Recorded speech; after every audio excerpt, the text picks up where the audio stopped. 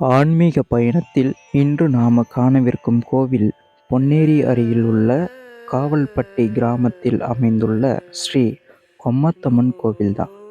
மன அமைதியை தேடி நான் இந்த கோவிலுக்கு இன்னைக்கு வந்திருக்கேன். நீங்களும் என்ன கூட சேர்ந்து வாங்க. இந்த கோவிலுடைய என்ட்ரன்ஸ் இது. நமக்கு அப்படியே வலதுபுறமாக ஒரு விநாயகர் சிலையும் இடதுபுறமாக ஒரு முத்துமாரியம்மன் சிலையும் அமைச்சிருப்பாங்க. இங்கே தேங்காய், கற்பூரம் அந்த மாதிரி எதுவுமே இருக்காது. நீங்கள் வரும்போதே வாங்கிட்டு வந்துடணும். ஸோ இங்கே ஒரு கோவில் மட்டும்தான் இருக்கும். இது மிகவும் பிரசித்தி பெற்ற கோவில் தாங்க. இந்த இடத்துல திருமணங்கள் நிறைய நடக்கும். சுப முகூர்த்த காலங்களில் 10லேருந்து 20 திருமணங்கள் ஒரே டைம்லேயும் நடக்கும். அந்தளவுக்கு ஒரு பிரசித்தி பெற்ற கோவில் தான் இது. இதுதான் கோவிலுடைய உள்பகுதி. இந்த கோவிலுடைய அடித்தளமே இந்த வேப்ப மரம் தான். இந்த வேப்ப மரத்துடைய வயது பார்த்திங்கன்னா 200லிருந்து 250 வரை இருக்கும். அந்த அளவுக்கு மிகவும் பழமையான வேப்ப மரம் இது. இந்த கோவிலை சுற்றி ஃபுல்லாக வயல்வெளிகளும் இயற்கையான காட்சிகளும் நம்மளுக்கு காட்சி அளிக்குது. இந்த அம்மனுடைய சூலத்தில் நமக்கு சில வேண்டுதல்கள்லாம் இருக்கும். அதை வேண்டிட்டு கனிகளை இந்த சூலத்தில் குத்தும் போது நமக்கு அந்த வேண்டுதல் நிறைவேறும். எனக்கும் ஒரு சில வேண்டுதல்லாம் நிறைவேறியிருக்கு. அப்படியே நம்ம பக்கத்தில் வந்தோம்னா முனீஸ்வரர் தாத்தாங்க. இதுதான் முனீஸ்வரர் ஆலயம்.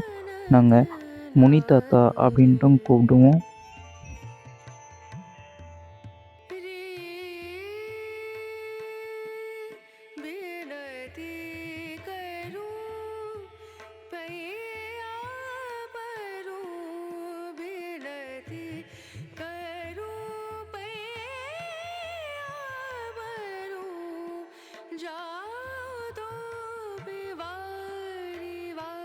இவங்க தான் கொம்மத்தம்மன்.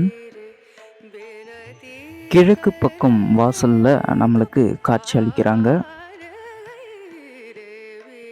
பூசாரி அம்மனுக்கு பூஜை செய்ய ஏற்பாடுகள் செய்து கொண்டிருக்கிறார். இங்க ஒரு சம்பிரதாயம் இருக்குங்க. இங்க கெடா வெட்டி பொங்கல் வைப்பாங்க. காது குத்தல் நிகழ்ச்சியும் விசேஷமா நடக்கும்.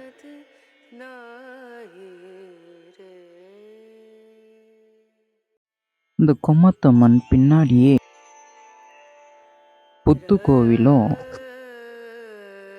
நாகத்தம்ம சிலையும் காட்சி அளிக்குது.